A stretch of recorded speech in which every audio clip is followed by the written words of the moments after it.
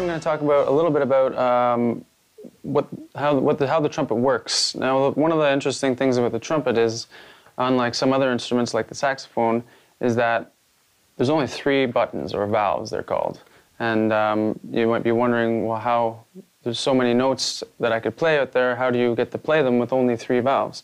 Well, the way the trumpet works is that each of these valves can play multiple notes, depending on how hard you blow into the horn. The way a lot of instruments work, especially brass instruments, is there's a length of tubing, and the longer the length of tubing in general, the lower the pitch that you get, because the sound has to go further to get to the ear, so it is lower.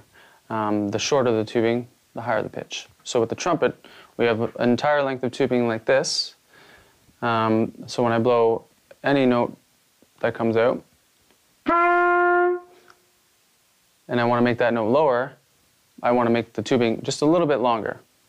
So you'll notice that there's 3 valves here, and they each have a little attachment length of tubing with them. We've got the first valve, second valve, and the third valve. So if I start with this note, and I want to make it just a little bit lower, I'm going to use the second valve because it's got the shortest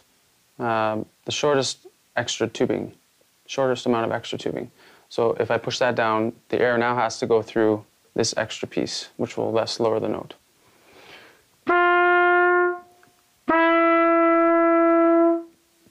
And if I want to lower it even more, I go to the next, I want to make the horn just a little bit longer again, I go to the first valve, and I can lower it even another semitone.